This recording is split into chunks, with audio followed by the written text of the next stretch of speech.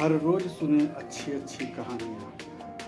Hero का सच। एक बार राजा कृष्णदेव राय दरबार में बैठे मंत्रियों के साथ विचार विमर्श कर रहे थे कि तभी एक व्यक्ति उनके सामने आकर कहने लगा, महाराज, मेरे साथ न्याय करें। मेरे मालिक ने मुझे धोखा दिया है। इतना सुनते ही महाराज ने इससे पूछा, तुम कौन हो और तुम्हारे साथ क्या हुआ है? उस आदमी ने कहा, अन्नदाता, मेरा नाम नामदेव है। कल मैं अपने मालिक के साथ किसी काम से एक गांव में जा रहा था। गर्मी की वजह से चलते चलते हम थक गए और पास में स्थित एक मंदिर की छाया में बैठ गए। तभी मेरी नज़र एक लाल रंग की थैली पर पड़ी जो कि मंदिर के एक कोने में पड़ी हुई थी। मालिक की आज्ञा लेकर मैंने वो थैली उठा ली।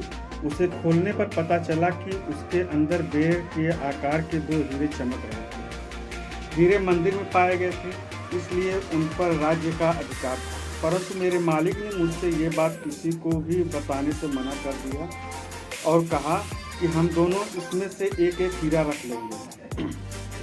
मैं अपने मालिक की गुलामी से परेशान हो गया था, इसलिए मैं अपना काम करना चाहता था, जिसके कारण मेरे मन में लालच आ गया।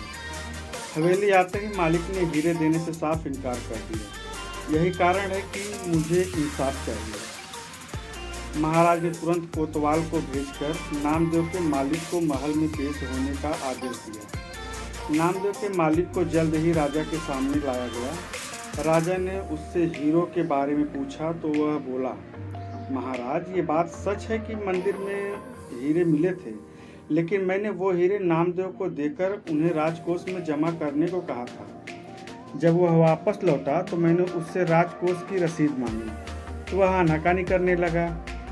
मैंने जब उसे धमकाया तो ये आपके पास आकर मनगढ़ंत कहानी सुनाने लगा। अच्छा, तो ये बात है, राजा ने कहा। महाराज ने कुछ सोचते हुए कहा, क्या तुम्हारे पास इस बात का कोई सबूत है कि तुम सच बोल रहे हो? अन्नदाता, अगर आपको मेरी बात पर यकीन नहीं तो आप मेरे दूसरे 3 नौकरों से पूछ सकते हैं, वो उस वक्त वहीं थे। उसके बाद 3 नौकरों को राजा के सामने लाया गया। तीनों ने नामदेव के खिलाफ गवाही दी।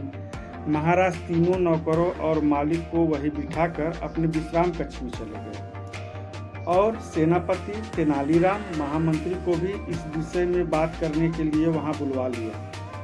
उनके पहुंचने पर महाराज ने महामंत्री से पूछा, आपको क्या लगता है, क्या नामदेव झूठ बोल रहा है? जी महाराज, नामदेव ही झूठ बोल रहा है। मन में लालच आ गया होगा और उसने हीरे अपने पास ही रख लिए होंगे, सेनापति ने कहा। सेनापति ने गवाहों को झूठा बताया। उसके हिसाब से नामदेव सच बोल रहा था। तेनालीराम चुपचाप खड़ा सबकी बातें सुन रहा था। तब महाराज ने उसकी ओर देखते हुए उसकी राय मांगी। तेनालीराम बोला, महाराज, कौन झूठा है और कौन सच्चा, इस बात का अभी पता लग जाएगा, परंतु आप लोगों को कुछ समय के लिए पर्दे के पीछे छुपना होगा। महाराज इस बात से सहमत हो गए, क्यों कि वो जल्दी से जल्दी इस मसले को सुलझाना चाहते थे, इसलिए पर्दे के पीछे जाकर छुप गए। महामंत्री और सेनापति भी मुंह सिकोड़ते हुए पर्दे के पीछे चले गए। अब विश्राम कक्ष में केवल तेनालीराम ही दिखाई दे रहा था। अब उसने सेवक से कहकर पहले गवाह को बुलवाया। गवाह के आने पर तेनालीराम ने पूछा, क्या तुम्हारे मालिक ने तुम्हारे सामने नामदेव को हीरे दिए थे? जी हाँ, नौकर ने कहा। फिर तो तुम्हें हीरे के रंग और आकार के बारे में पता होगा। तेनालीराम ने एक कागज और एक कलम गवाह के सामने करते हुए उससे कहा, लो, मुझे इस पर हीरे का चित्र बनाकर दिखाओ। इतना सुनते ही उसकी सिट्टी पिट्ठी गुल हो गई और बोला, मैंने हीरे नहीं देखे क्योंकि वो लाल रंग की थैली में थे। अच्छा, अब चुपचाप वहां जाकर खड़े हो जाओ, तेनालीराम ने उससे कहा। अब दूसरे गवाह को बुलाकर उससे भी यही प्रश्न पूछा गया। उसने हीरो के रंग के बारे में बताकर कागज पर 2 गोल गोल आकृतियां बनाकर अपनी बात साबित की। फिर उसे भी पहले गवाह के पास खड़ा कर दिया गया और तीसरे गवाह को बुलाया गया। उसने बताया कि हीरे भोजपत्र की थैली में थे, इस वजह से वह उन्हें देख नहीं पाया। इतना सुनते ही महाराज पर्दे के पीछे से सामने आ गए। महाराज को देखते ही तीनों घबरा गए और समझ गए कि अब सच बोलने में ही भलाई है। तीनों महाराज के पैरों को पकड़कर माफ़ी मांगने लगे और बोले, हमें झूठ बोलने के लिए हमारे मालिक ने धमकाया था और नौकरी से निकालने की धमकी दी थी, इसलिए हमें झूठ बोलना पड़ा। महाराज ने तुरंत मालिक के घर की तलाशी के आदेश दे दिए।